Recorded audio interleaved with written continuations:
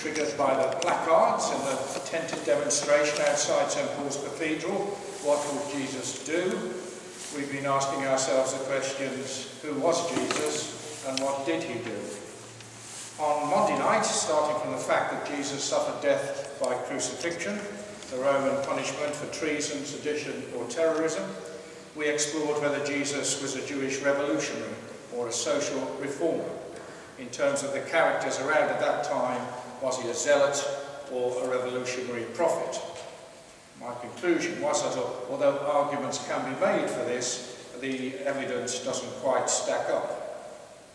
Last night we followed a different trail, starting from the fact that although Jesus suffered a Roman execution, the Gospels tell us that it was the Jewish leaders who brought the charges because they wanted him dead.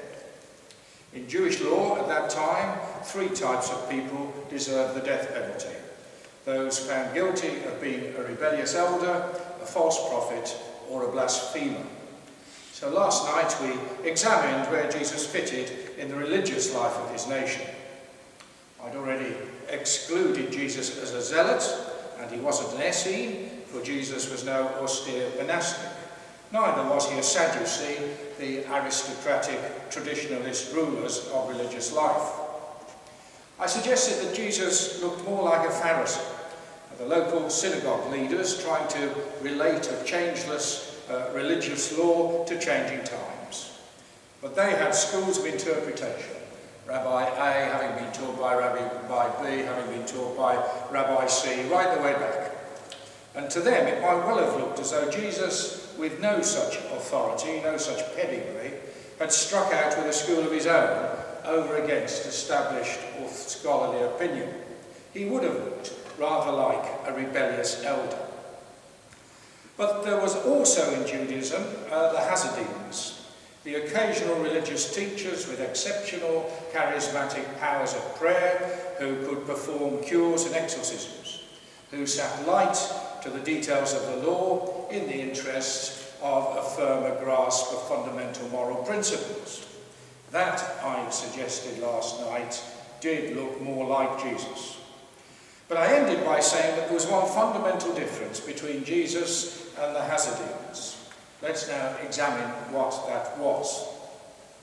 It was his entrance to Jerusalem on Palm Sunday. Not so much the waving of the palm branches, which actually might have had nothing to do with Jesus. It was the fact that he rode into Jerusalem. The temple of Jerusalem, Herod's temple, was one of the great wonders of the world. Finished in white marble, it looked like a snow-topped mountain. Pilgrims approaching the city dismounted and continued their pilgrimage on foot or on their knees. Even General Allenby, when he led the British forces that captured Jerusalem in December 1917, even he dismounted from his horse and respectfully walked into the city. Jesus did the opposite. He walked towards Jerusalem, then he mounted and rode in through the gates. And St. Mark's Gospel, the earliest, we heard it on Sunday, makes it clear that this was no instinctive action. It had been well planned. Jesus and the disciples were approaching Jerusalem on foot from Jericho. When they got near to the city at the Mount of Olives, Jesus sent 2 of his disciples to a nearby village to fetch the cot which was tied up there. They were to tell anyone who questioned them, the Lord has need of it and will send it back here immediately. We'll send it back here immediately. Riding the cot was obviously a symbolic gesture, all planned.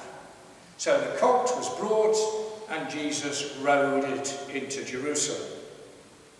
And this was not the action of a Hasidim, of an unostasious, charismatic religious whose mission was to teach people how to live better lives. None of them claimed to be a decisive religious leader who changed everything. Jesus did by his actions. By riding into Jerusalem, he crossed a watershed which marked him out as something very special indeed. And not everybody liked it. You see, in the troubled history of that small nation, weak and humiliated, living in an occupied land, with their religion ever at risk of being assimilated by Greek culture, Jewish people were encouraged to dream dreams, to look forward to a special person who would come one day from God to rescue them, throw off the foreign yoke and lead them to glory. The prophet had told them, "Behold, your king is coming, humble and riding on an ass, on a colt, the foal of an ass." And certainly it looked as though Jesus, in entering Jerusalem in precisely that way, was in fact proclaiming, "Yes, the time has come. I am that person whom you've been waiting for." Who was Jesus and where did he fit, we've been asking. It seems he was in a different class to anybody else. He was in a unique class. He was in a class of one.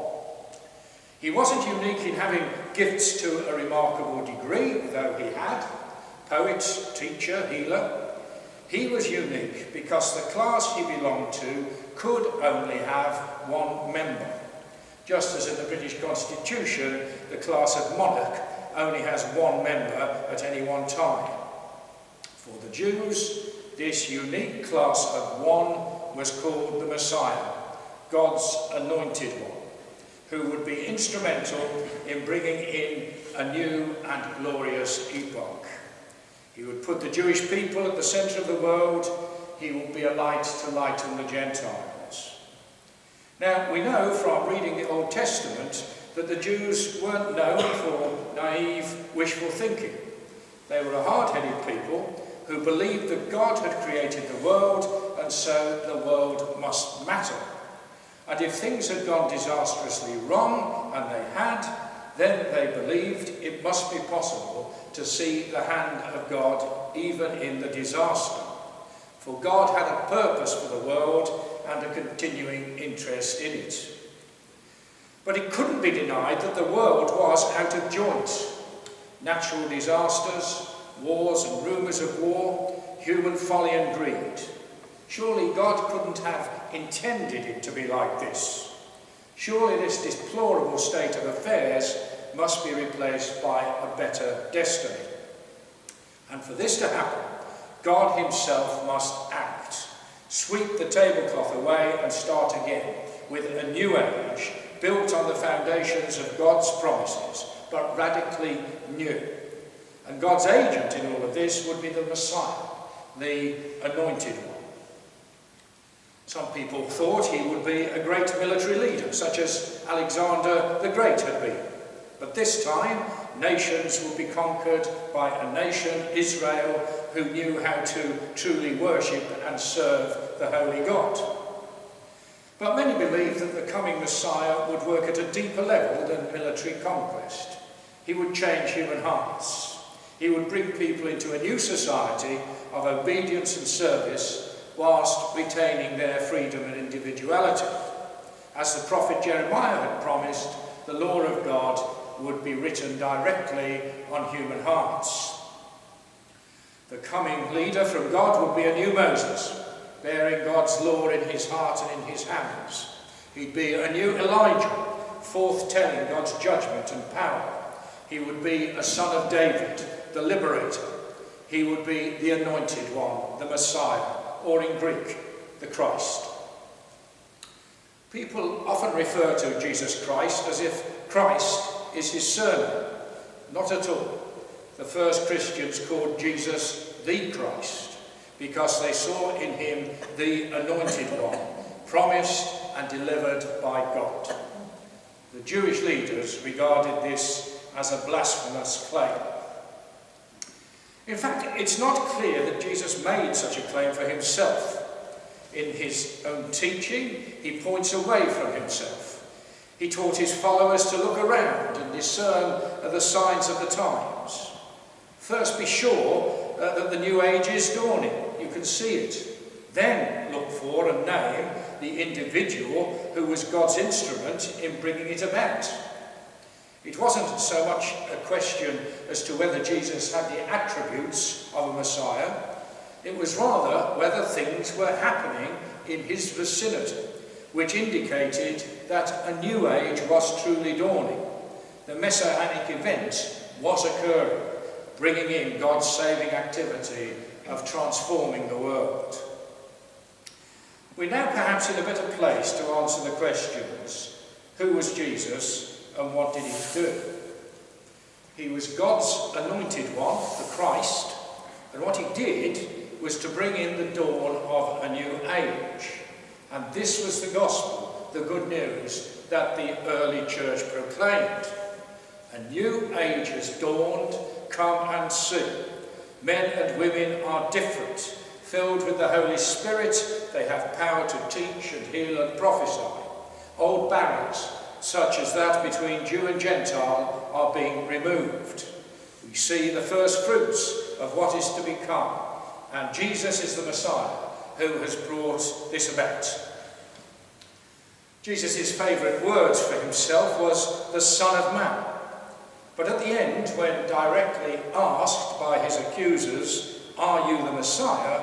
his answer was, "It's for you to say."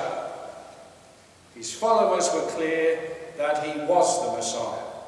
His judges couldn't see the signs of God's kingdom around Jesus, therefore he was committing blasphemy and must be put to death, and he was.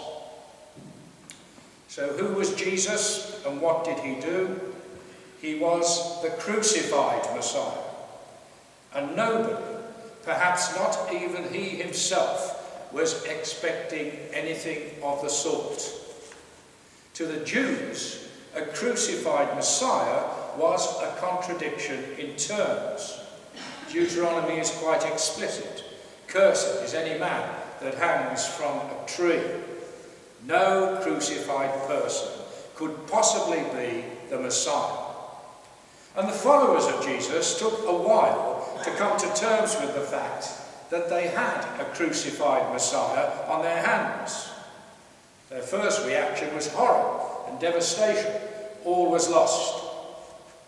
But then, through the events of the resurrection, a mysterious act of God, his disciples, believed that Jesus was risen from the dead, that he loved them still, that he would return to earth from heaven to save all who called him Lord, and that the signs and conditions of the kingdom of heaven, which had been around Jesus when he walked the hills of Galilee, were still around at work in them through the Holy Spirit of Jesus Christ, the crucified Messiah, now risen, ascended, glorified.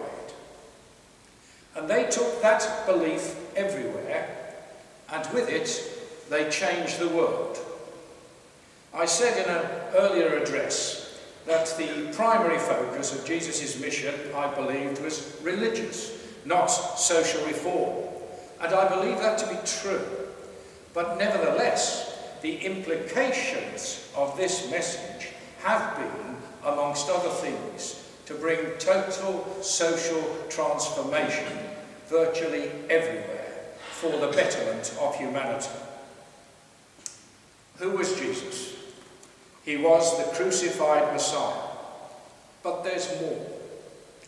St. Paul was the first to realise that Jesus wasn't just a human crucified Messiah, in some way reconciling God and humanity through a painful sacrificial death.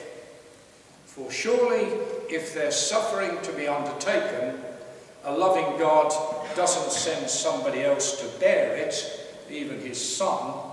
God comes himself.